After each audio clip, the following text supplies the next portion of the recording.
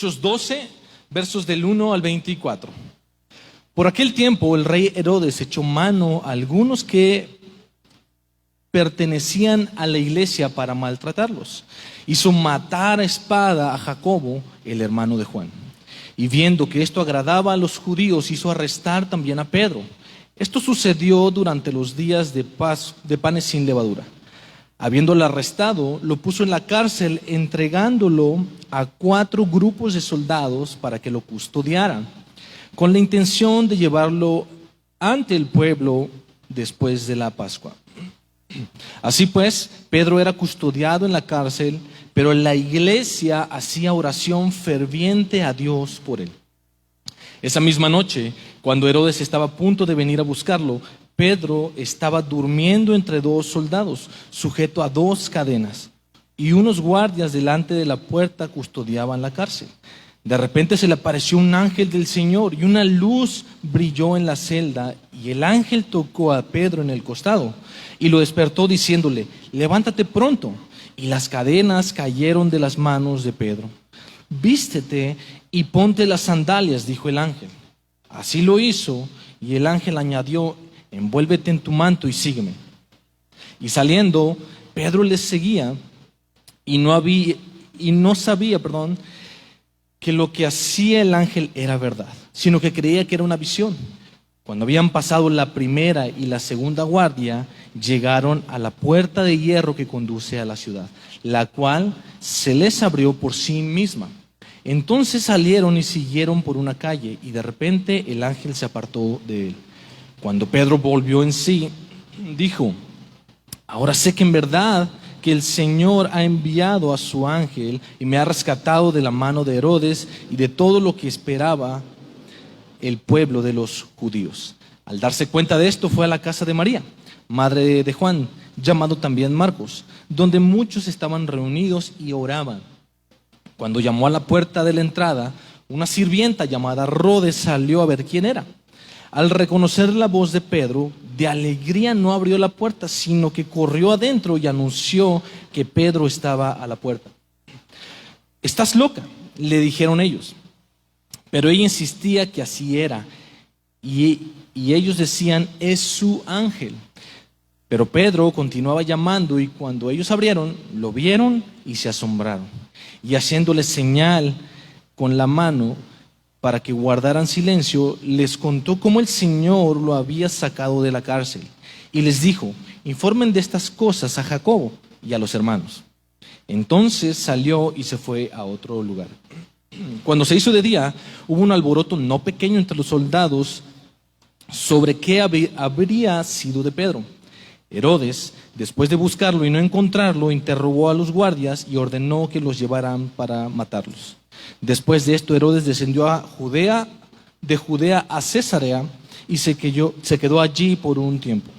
Herodes estaba muy enojado con los de Tiro y Sidón, pero ellos, de común acuerdo, se presentaron ante él, y habiéndose ganado a Blasto, camarero del rey, pedían paz, pues su región era abastecida por el territorio del rey. El día señalado, Herodes, vestido con ropa real, se sentó en la tribuna y comenzó a hablarles. Y la gente gritaba: voz de un Dios y no de un hombre es este. Al instante un ángel del Señor lo hirió por no haber dado la gloria a Dios, y Herodes murió comido de gusanos.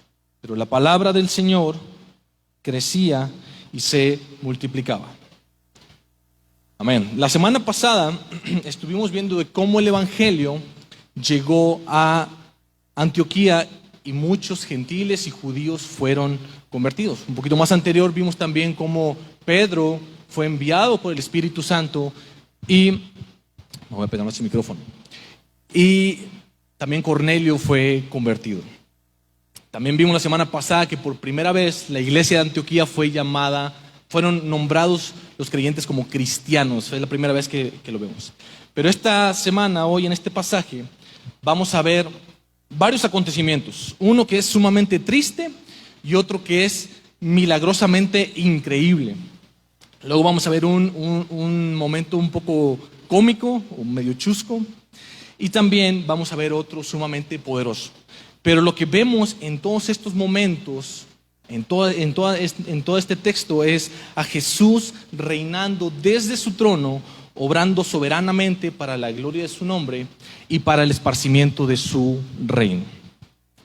Vamos pues, entonces, en el verso 1 y 2 nos narra o nos presenta un personaje que se llama Herodes. Y tenemos que entrar en contexto para saber un poquito de quién era este Herodes.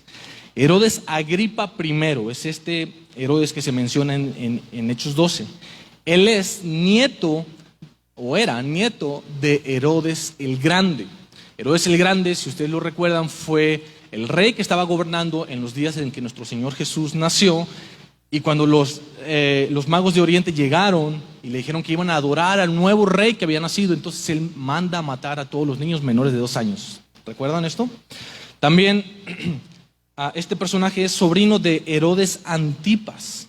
Este Herodes Antipas también es conocido porque él mandó a ejecutar a Juan el Bautista para complacer a su sobrina. Entonces vemos aquí en la historia de esta familia que ellos han estado envueltos en asesinatos, en poderío, han sido usados por Satanás. Hasta este momento, de hecho, la iglesia había tenido un periodo de éxito. Veníamos viendo cómo muchos se convirtieron con Pedro, cómo Cornelio se convirtió, cómo Saulo se convirtió, cómo en Antioquía se convirtieron en puro éxito. Habían problemas, pero había éxito. Pero en este momento vamos a ver que ya se presentan oposiciones y persecuciones más intensas que el pueblo estaba teniendo por parte de los religiosos judíos, pero vemos ahora también una persecución por parte del gobierno. Anteriormente había sido por parte de los judíos y ahora es por parte del gobierno. Hasta Hechos 11 habíamos visto a la iglesia de Jerusalén y los 12 discípulos o los 12 apóstoles que se quedaron ahí, los habíamos visto estar sin incidencias o sin conflictos con los judíos, con los religiosos. Pero ahora vemos también este lamentable suceso de la muerte del primer apóstol, la muerte en cuanto a asesinato, porque si recordamos, Judas se suicidó él mismo, ¿verdad? Pero entonces vemos aquí a Jacobo que muere a filo de espada por parte de Herodes. Y tenemos que entender un poquito también quién es Jacobo.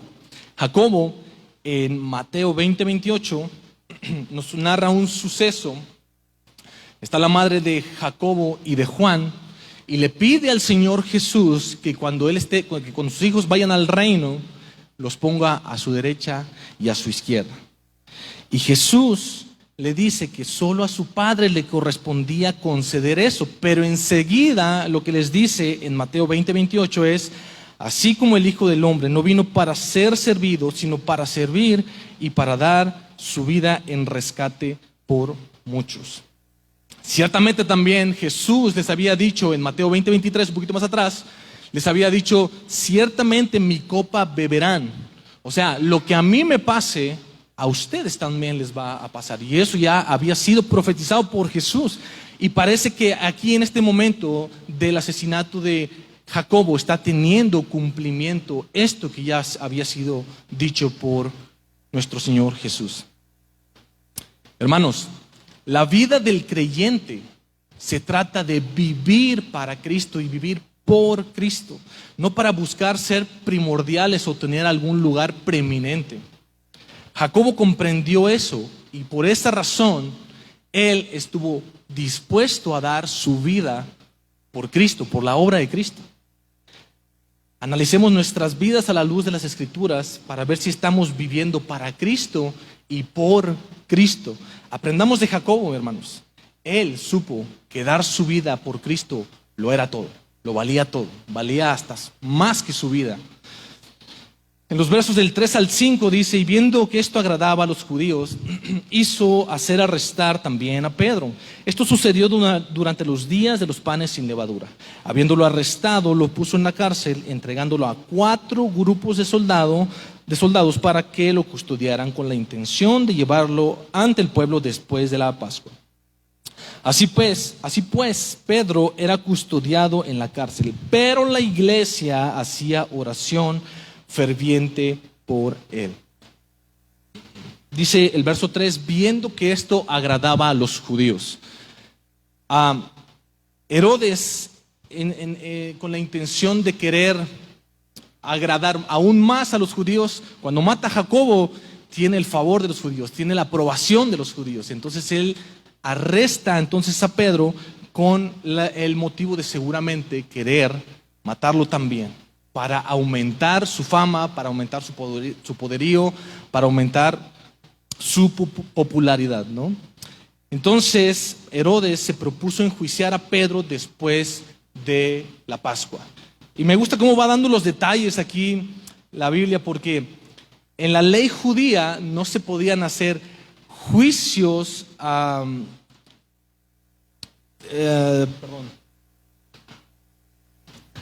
juicios penales, o criminales durante la fiesta de la Pascua.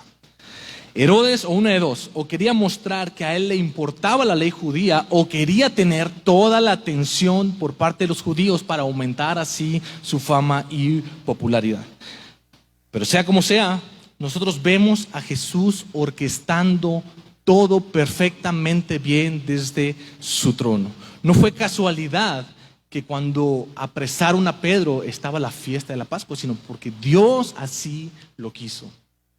Vemos una manera un poco extraña de actuar de Dios, porque muchos se pueden preguntar, ¿por qué a Jacobo dejó Dios que lo mataran y por qué a Pedro no? ¿Acaso Pedro era más que Jacobo? Por supuesto que no, sino que era el plan perfecto de Dios y Dios tiene todo bajo control. Acabamos de cantar, es rey, si ruge el mar es rey y en la marea él es rey, porque él tiene el control absolutamente de todo. Parecía que era el final de los cristianos, pero Dios obra para mostrar su poder y para mostrar que Él reina verdaderamente sobre todo. Ninguna circunstancia, mis hermanos, está fuera de las manos de nuestro Señor. Ninguna circunstancia por la que estés pasando está fuera del control de Dios. Nos narra el texto también que fue entregado a 4 grupos de soldados para su cuidado. Normalmente en ese tiempo cuando alguien era arrestado y lo metían a la cárcel, normalmente era suficiente un solo guardia que estuviera ahí cuidando. Pero vemos acá la escena en donde Pedro está en la cárcel y tiene un guardia a cada lado, y cada uno de esos guardias está encadenado con sus manos a Pedro, y fuera de la prisión, fuera de esa celda hay otros 2 guardias y luego hay otras guardias más. ¿Por qué tanta seguridad? Se preguntarán. Seguramente sabían del suceso que ocurrió en Hechos 5, cuando encarcelan también a los apóstoles, pero un ángel del Señor abre las puertas también de la cárcel para que ellos pudieran salir en libertad. Inmediatamente en Hechos 5 nos narra que ellos siguieron hablando al pueblo el mensaje debido. Por eso fueron las precauciones extraordinarias, porque ya sabían, seguramente ya habían escuchado lo que había pasado anteriormente. Estos vatos se me pelaron, dijeron, vamos a ponerle extra seguridad. Pero mientras Pedro estaba siendo custodiado en la cárcel, la iglesia, dice el versículo 5, estaba haciendo oración ferviente por él. La traducción en la Reina Valera dice oración sin cesar a Dios por él, por Pedro. Hermanos, ante la adversidad, ante la tribulación, ante los problemas de la vida, ante el desánimo, ante la tristeza, ante cualquier situación que estemos pasando, debemos recurrir inmediatamente a la oración ferviente al Señor. Oración sin cesar al Señor. Lo acaba de decir el pastor Emanuel en los anuncios. Tenemos que ser una iglesia que ora. En esta semana mi hijo Rubén se enfermó de la garganta y empezó con temperatura y luego con un poquito de diarrea. Y nuestra reacción inmediata como padres fue, pues hay que darle el paracetamol, ¿no? De volada. Pero lo que nos hace falta, mis hermanos, es confiar más en el Señor. No está mal usar medicamentos. Nosotros no estamos en contra de la medicina, no estamos en contra de las vacunas y todo esto. Creemos que Dios puso estos medios para que podamos incluso sanar. pero nuestro pronto auxilio es el Señor. A Él tenemos que recurrir inmediatamente. Mire cómo dice el Salmo 46:1. Salmo 46:1 dice: Dios es nuestro refugio y fortaleza, nuestro pronto auxilio en las tribulaciones. A veces lo tenemos acá en la mente, pero no lo creemos. Sabemos que Dios es nuestro pronto auxilio, pero no recurrimos a Él cuando lo necesitamos o cuando estamos en problema o en tribulación. Los que conformamos la iglesia, mis hermanos, debemos ser una iglesia que ora fervientemente buscando la voluntad del Señor. Este es un recordatorio también para decirles que los días viernes tenemos oración a las 8 de la mañana. Los esperamos aquí a todos. Toda la iglesia, unánimes, tenemos que estar orando al Señor sin cesar. Amén. Muchas veces nuestras oraciones no tienen poder porque carecen de fervor. Oramos poco o no sabemos cómo orar. Oramos conforme a lo que nosotros queremos, no conforme a la voluntad del Señor. Y esto lo dice en Santiago 4:3. Piden y no reciben porque piden con malos propósitos para gastarlos en sus placeres. No estamos pidiendo conforme a la voluntad del Señor. En esta lucha que vemos acá en este texto, Herodes tenía la prisión y sus 4 grupos de soldados, pero la iglesia tenía el poder de la oración. Una oración ferviente, una oración sin cesar, sin parar. Y lo más asombroso es que la respuesta fue mucho más rápido de lo que ellos pensaban. La respuesta de Dios o es sí, o es no, o es aún no. Y ellos tuvieron la respuesta casi de manera inmediata. En los versos del 6 al 11 nos narra un acontecimiento para mí increíble. Empieza diciendo el verso 6: esa misma noche, cuando Herodes estaba a punto de venir a buscarlo, Pedro estaba durmiendo entre los 2 soldados sujetos con 2 cadenas. No sé cuántos de ustedes han tenido, yo creo que todos acá hemos tenido problemas o circunstancias que nos hacen incluso perder el sueño, que nos hacen estar pensando y pensando y pensando. Pero uno podría decir, ¿cómo es que Pedro puede estar tan tranquilo ante tal situación? Pedro no demostraba ninguna señal de ansiedad o preocupación. La escena es tensa. Pongamos en contexto. Hace poco tiempo acaban de matar a Jacobo. Y los judíos se agradaron de eso. Enseguida te apresan a ti, o sea, a Pedro. ¿Qué es lo que te espera? Te espera la muerte. Y él está dormido seguramente en la última noche, humanamente en la última noche de su vida, porque al siguiente día ya lo iban a enjuiciar y lo iban a matar. Pero aquí Pedro demuestra que su confianza plena y total estaba en Cristo y en su obra redentora. Pedro aprendió bien a confiar en el Señor. En Marcos 4 nos narra la historia que cuando estaba Jesús en la barca durmiendo y vino una tempestad, ellos empezaron a preocupar. Inmediatamente el Señor Jesús se levanta y calma la tempestad. Y les dice: ¿por qué no confían en mí? ¿Por qué están tan abrumados que no saben que yo estoy aquí con ustedes?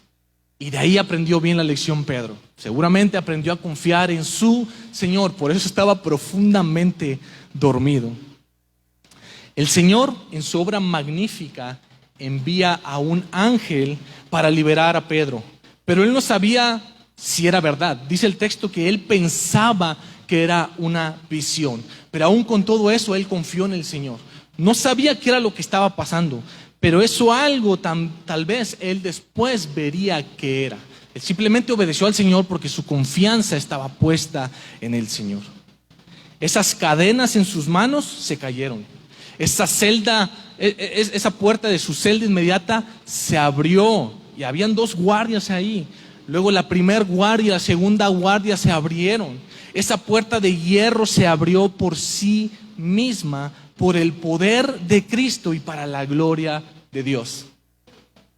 Esta frase usa la palabra ciego, automate. No sé si se pronuncia así, pero lo que significa es que actúa por sí mismo.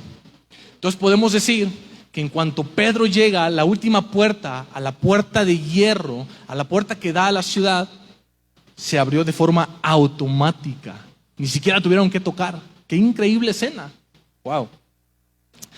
Lo que nosotros creemos imposible para Dios, mis hermanos, lo que nosotros creemos imposible para nosotros, para Dios es posible. Para nuestro Dios no hay nada imposible. Confiemos en Cristo Jesús, quien puede hacer en nosotros todo aquello que creemos que será imposible hacer por obras humanas. Todo lo que nosotros no podamos hacer, el Señor lo puede hacer. Y en eso tenemos que poner nuestra confianza. El comentarista F.F. Bruce relata la historia de Sundar Singh, que vivió de 1889 a 1929. Y por ahí de los 1900, este cristiano tibetano fue liberado milagrosamente de una prisión. Por predicar el evangelio fue echado en un pozo, y el pozo fue tapado y cerrado. Lo dejaron en el pozo para que se muriera, y él podía ver los huesos y los cadáveres podridos de aquellos que habían muerto ya allí. En la tercera noche de encarcelamiento, escuchó que alguien abría la tapadera del pozo y la retiraba. Una voz le dijo: agarra la cuerda que está siendo bajada. Sundar estaba tan agradecido de que la cuerda tenía un lazo en donde podía meter su pie, porque se había lastimado el brazo al caer al pozo. Fue levantado y la tapadera fue puesta de nuevo y cerrada. Cuando miró para agradecer a su rescatador, no encontró a nadie. Cuando llegó la mañana, regresó al mismo lugar donde había sido arrestado y empezó a predicar nuevamente. ¿Les suena esto familiar? Los apóstoles liberados de la prisión y predicando nuevamente donde los aprisionaron. Las noticias de la predicación llegaron al oficial que lo arrestó, y Sundar fue llevado de nuevo ante él. Cuando el oficial dijo que alguien debía haber obtenido la llave y haberlo liberado, buscaron la llave y le encontraron que estaba en el cinturón del oficial. Wow. La semana pasada el pastor Emanuel nos hizo un comentario de que somos hechos 29. El Señor sigue obrando en nosotros. Seguimos escribiendo la historia también que Jesús hace a través de nosotros. Dios todavía está escribiendo el libro de Hechos. Dios sigue siendo un Dios de milagros. Dios sigue siendo un Dios poderoso, un Dios fuerte, un Dios que vence sobre sus enemigos. El Señor, mis hermanos, va a hacer en nosotros lo que Él quiera hacer con nosotros. Dios nos va a usar, si esa es su voluntad, de una forma u otra, para que su evangelio llegue a todo lugar y para que su reino sea esparcido por todos los rincones de la tierra. Nosotros solamente somos las herramientas. Somos el vaso en donde está depositado el poder del Señor. Cuando estamos buscando, mis hermanos, cumplir con la misión que se nos ha encomendado de dar testimonio fiel del Señor, podemos confiar plenamente en el Señor, que Él siempre tiene lo mejor para nosotros. Aunque sea muerte, como a Jacobo, estaremos ahora ya con nuestro Creador y lo veremos cara a cara y disfrutaremos de la morada que Él tiene para con nosotros. Y mientras estemos en la tierra, procuramos nosotros hacer su voluntad. El versículo 11 cierra diciendo: ahora sé en verdad que el Señor ha enviado a su ángel y me ha rescatado de la mano de Herodes y de todo lo que esperaba el pueblo de los judíos. No es que Pedro no creyera, simplemente él pensó que era como una visión, como la que previamente había tenido con la visión de Cornelio. Pero él obedeció y él confió en el Señor. Por eso estaba tan tranquilo, por eso estaba dormido y por eso salió librado de la cárcel. Leamos el verso del 12 al 17. Al darse cuenta de esto, fue a la casa de María, la madre de Juan, también llamado Marcos, donde muchos estaban reunidos y oraban. Cuando llamó a la puerta de la entrada, una sirvienta llamada Rode salió a ver quién era. Al reconocer la voz de Pedro, de alegría no abrió la puerta, sino que corrió adentro y anunció que Pedro estaba a la puerta. «¿Estás loca?», le dijeron ellos. Pero ella insistía que así era. Y ellos decían: «Es su ángel». Pero Pedro continuaba llamando, y cuando ellos abrieron, lo vieron y se asombraron. Y haciéndoles señal con la mano para que guardaran silencio, les contó cómo el Señor lo había sacado de la cárcel y les dijo: informen de estas cosas a Jacobo y a los hermanos. Entonces salió y se fue a otro lugar. Pedro, inmediatamente que ya sale de la cárcel y que el ángel lo deja, va de inmediato a la casa de María, la madre de Juan Marcos, donde sabía que ahí iban a estar sus hermanos. Y esto es importante porque nos da una señal de cuál es la actitud que nosotros debemos tener cuando un hermano está en aflicción. Podemos reunirnos y orar. Ahorita el pastor Emanuel dijo: si no puedes venir a la oración, reúnete con 2 o 3 personas o más para que puedan orar unánimes, así como ellos estaban orando. Vemos que vemos que se confirma lo que dice el verso 5, que la iglesia permanecía orando sin cesar a Dios por Pedro. Hermano, usted y yo podemos permanecer orando por nuestros líderes espirituales y por nuestros hermanos que están en persecución, en necesidades, en tribulaciones, en aflicciones. Nosotros podemos permanecer orando fervientemente y orando sin cesar unos por otros. En ocasiones, por ahí tenemos grupos de WhatsApp de la iglesia, nos piden: hermanos, les pido una oración por esto o por aquello. Y a veces ponemos el like, ponemos las manitas orando, y no está mal, yo no estoy en contra de eso, sino que a veces no lo tomamos suficientemente en cuenta. Tenemos que tener una intencionalidad para orar. Tenemos que tener un interés genuino de unos por otros y permanecer en oración. Así lo dice Santiago 5, versos del 13 al 18. Y por favor ponga atención en cuántas veces se repite el verbo orar: oración, orando, oren, etc. Santiago 5, versos del 13 al 18. ¿Sufre alguien entre ustedes? Que haga oración. ¿Está alguien alegre? Que cante alabanzas. ¿Está alguien entre ustedes enfermo? Que llame a los ancianos de la iglesia y que ellos oren por él, ungiéndolo con aceite en el nombre del Señor. La oración de fe restaurará al enfermo y el Señor lo levantará. Si ha cometido pecado, le serán perdonados. Por tanto, confiésense sus pecados unos a otros y oren unos por otros para que sean sanados. La oración eficaz del justo puede mucho. Elías era un hombre de pasiones semejantes a las nuestras y oró fervientemente para que no lloviera, y no llovió sobre la tierra por 3 años y 6 meses.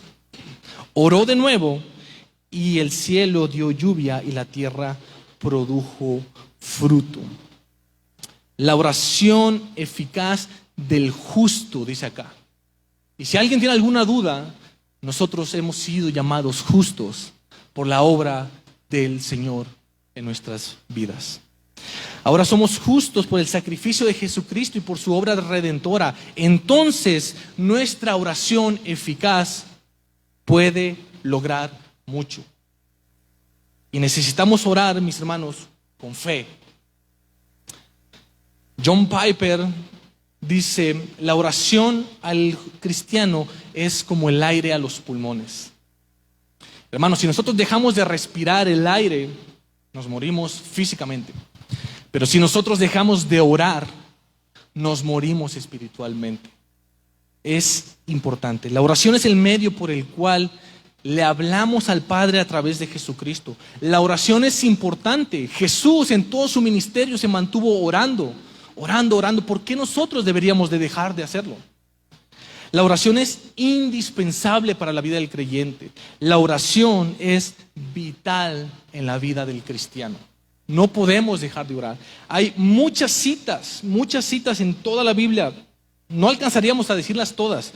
Primera de Tesalonicenses 5 del 16 al 17, Filipenses 4 del 6 al 7, Colosenses 4, 2, Jeremías 29, 12, Jeremías 33, 3, Romanos 12, 12, Mateo 18, 20, Salmo 18, 6. No nos alcanzamos a decir todos, son poquitas citas de las muchas que encontramos en la Biblia acerca de que tenemos que pedir al Señor por nuestras necesidades en oración. Clama a mí y yo te responderé, dice Jeremías 33. Por nada estéis afanosos, antes bien en todo, mediante oración y súplica, con acción de gracias, sean dadas a conocer vuestras peticiones delante de Dios. Eso lo vemos en Filipenses 4:6.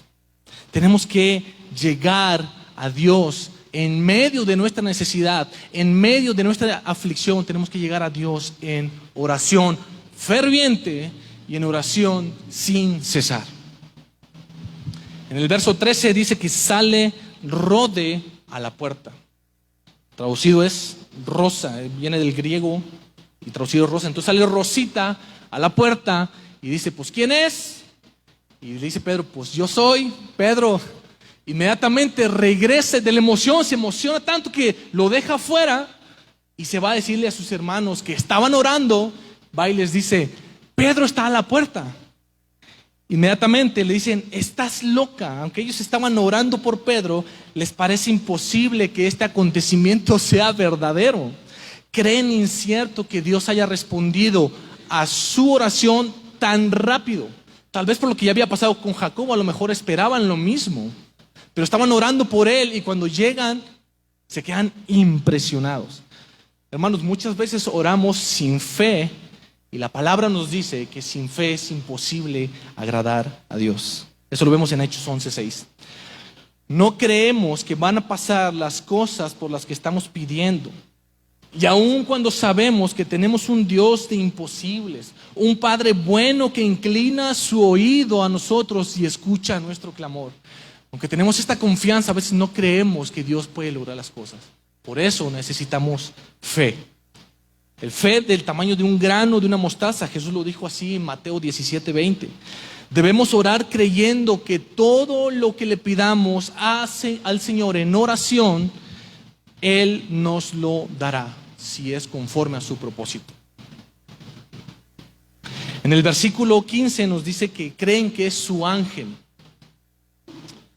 Los judíos creían la idea de que de que las personas tenían un ángel guardián y que tenían la apariencia de un hombre. Por eso ellos dicen, es su ángel. Pero por la insistencia de Pedro a la puerta, tocando y tocando y tocando, ellos abren la puerta, ellos lo ven y ellos se asombran. Inmediatamente Pedro les cuenta su milagroso escape de la cárcel y da testimonio de lo que Dios hizo con él. Nosotros, hermanos, no podemos quedarnos callados ante las maravillas que el Señor hace por nosotros. Debemos tener ánimo y testificar las buenas nuevas del Evangelio, porque ese es el deseo de Dios. Para eso fuimos llamados, hermanos, para ser testigos. Para eso vino el Espíritu Santo sobre nosotros, para ser testigos y hablar el Evangelio. Versículo 17. Informen de estas cosas a Jacobo. Y esto va a sonar como algo ilógico porque acaban de matar a Jacobo a espada, pero luego dice, informen de estas cosas a Jacobo. Este Jacobo no es el mismo, obviamente, que acaban de asesinar, sino es el hermano de Jesús.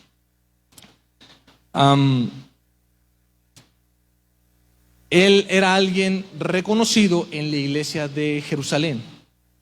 Él es mejor conocido por Santiago. Nosotros tenemos el libro de Santiago que fue escrito por este hombre que se llama Jacobo.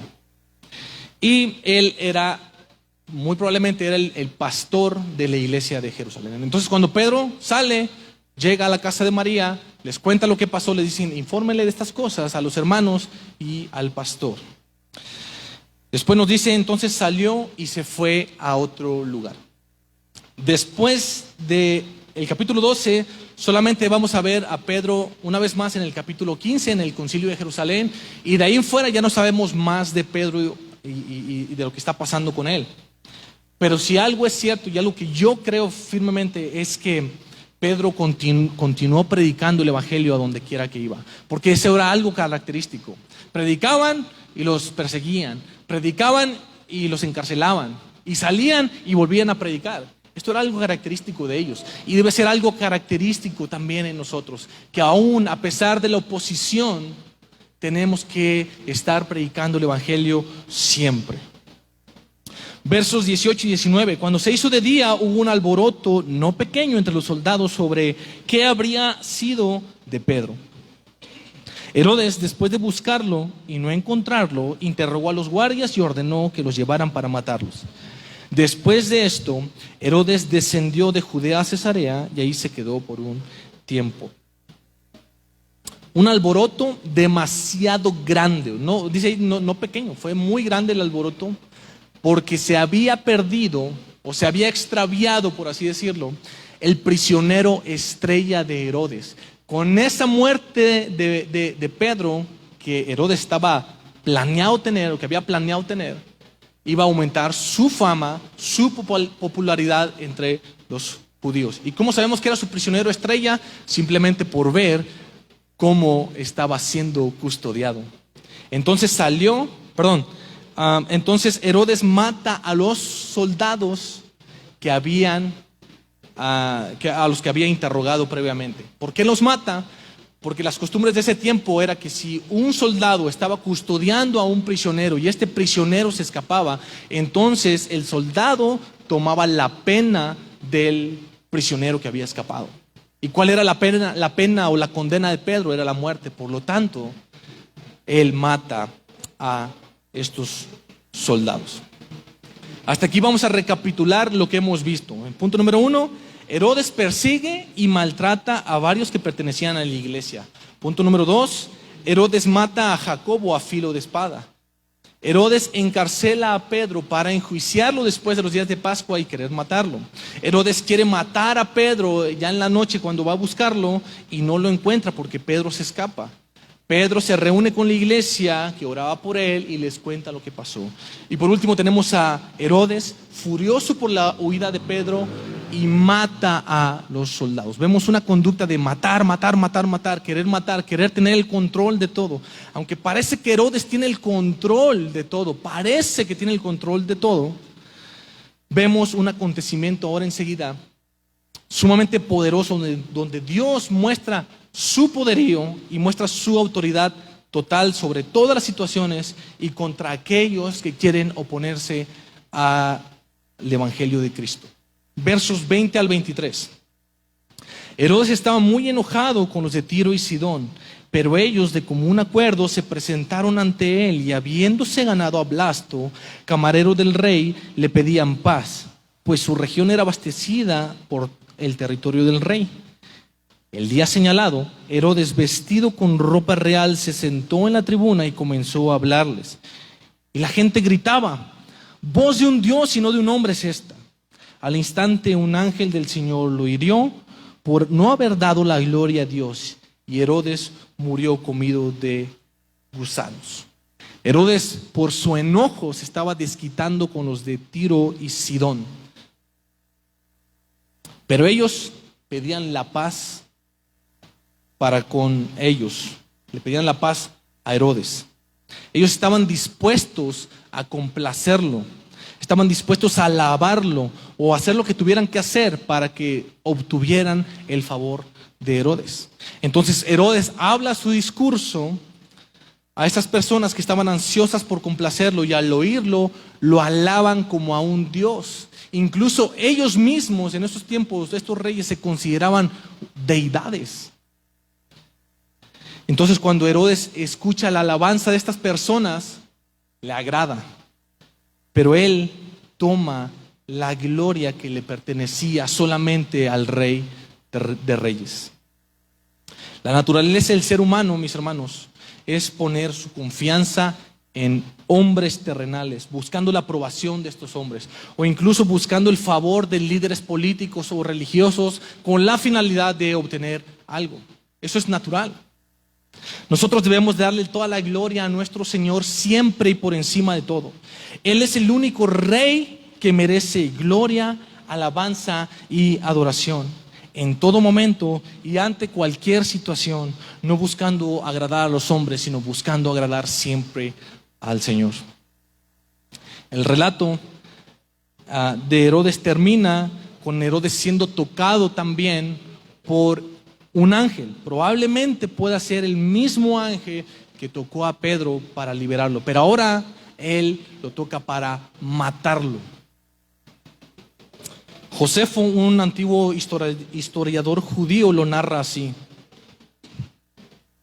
se puso una prenda de plata pura y de una contextura realmente maravillosa, y entró al teatro temprano en la mañana. En aquella hora, la plata de su vestimenta iluminaba por el reflejo de los haces del sol sobre ella. Brillaba de una manera sorprendente y fue tan resplandeciente como para horrorizar a aquellos que lo miraban fijamente. Y de repente, sus aduladores de Tiro y Sidón empezaron a gritar, uno de un lugar, otro de otro lugar, pero no para su bien, que él era un dios. Un dolor severo también empezó en su vientre y empezó de una manera sumamente violenta. Cuando había sido muy agotado y muy agobiado por el dolor en su vientre, por 5 días se fue de esta vida. A lo largo de la historia en la Biblia, hemos visto que todos aquellos que han intentado tomar el lugar de Dios han muerto ante su presencia de manera fulminante. No hay nada ni nadie que pueda tomar el lugar que solamente le corresponde a Dios. Él es un Dios poderoso, Él es un rey que gobierna sobre todo y nadie puede interponerse ante su voluntad. El comentarista David Guzik lo dice así: la historia está llena de relatos sobre hombres quienes pensaron que podían pelear contra Dios y ganar. Sus vidas arruinadas son evidencias de que no se puede hacer esto, no se puede pelear contra Dios.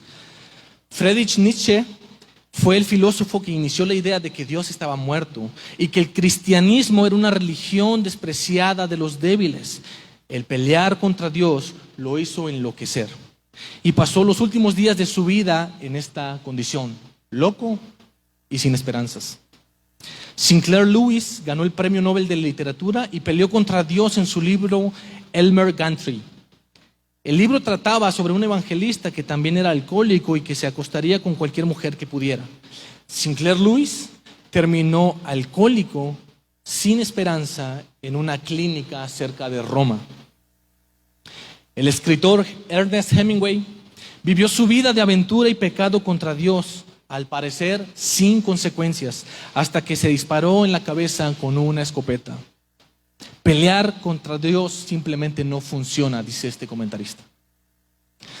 Mis hermanos, oponerse ante Dios es una insensatez.